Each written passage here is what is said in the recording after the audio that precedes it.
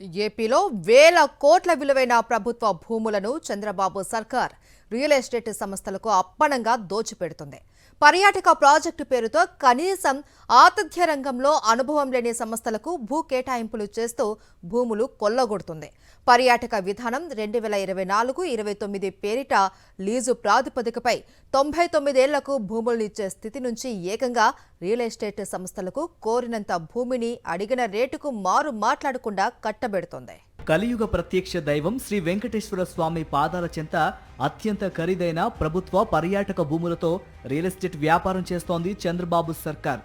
ఇందులో భాగంగా హైదరాబాద్, బెంగళూరుకు చెందిన రియల్ ఎస్టేట్ సంస్థలు Divyashree holding private limited, cyber city builders development private limited consortium Tirupati 1 project కోసం తిరుపతి రూరల్ మండలం దామినీడులో ఏకంగా 1000 కోట్లకు పైగా విలువైన 22 ఎకరాల భూమిని కారు చౌకగా కేటాయించడం కూటమి ప్రభుత్వ బరితెగింపుకు నిదర్శనంగా నిలుస్తోంది. పర్యాటక ప్రాజెక్టు పేరుతో నచ్చినోళ్లకు నచ్చిన చోట విచ్చలవిడిగా ప్రభుత్వ భూముల్ని చంద్రబాబు సర్కార్ ధారాదత్తం చేస్తోంది.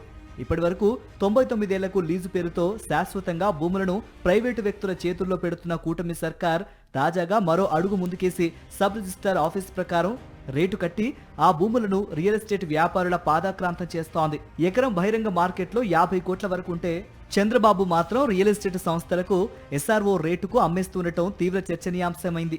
Divyasri holding private limited, cyber city builders development private limited సంస్థలు రెండు రియల్ ఎస్టేట్ వ్యాపారంలో ఉన్నాయి. ఈ సంస్థలు భవనాలు నిర్మించి అద్దెకు ఇచ్చి వ్యాపారం చేసుకోవడం, క్రయ విక్రయాలు చేయటం తప్ప ఆతిథ్య రంగంలో హోటళ్ల నిర్వహణ, హాస్పిటాలిటీలో ఎటువంటి అనుభవం లేదని తెలుస్తోంది. అలాంటి ఈ సంస్థలు తిరుపతి 1 ప్రాజెక్టులో భాగంగా అభివృద్ధి చేస్తామని ప్రభుత్వానికి ప్రతిపాదించాయి. ఈ ప్రాజెక్టులో భాగంగా 12,226 కోట్ల 35 లక్షల పెట్టుబడితో 1500 మందికి ఉపాధి కల్పిస్తామని, ఇందుకు 22 ఎకరాల భూమి ఇవ్వాలని కోరాయి. 7 ఎకరాల్లో ఎంఐసిఈ కాంప్లెక్స్, మరో 7 ఎకరాల్లో 300 గదుల వెల్నెస్ జోన్, 250 గదులతో టైమ్ షేర్ సదుపాయం, 4 ఎకరాల్లో 2 హోటల్స్తో హాస్పిటాలిటీ జోన్, 2 ఎకరాల్లో మల్టీప్లెక్స్ జోన్, 2 ఎకరాల్లో కల్చరల్ థీమ్ పార్క్ నిర్మిస్తామని చెబుతోంది. ఈ భూమిని లీజుగా కాకుండా శాశ్వతంగా విక్రయించాలని కోరగా అందుకు ప్రభుత్వం అంగీకరించడం పట్ల సర్వత్రా విస్మయం వ్యక్తమవుతోంది. పెట్టుబడిదారుల అభ్యర్థన మేరకు ప్రభుత్వం సబ్ రిజిస్ట్రార్ విలువ ప్రకారం అప్పనంగా భూములు కట్టపెట్టడంపై ఆర్థికవేత్తలు సైతం ఆందోళన వ్యక్తం చేస్తున్నారు.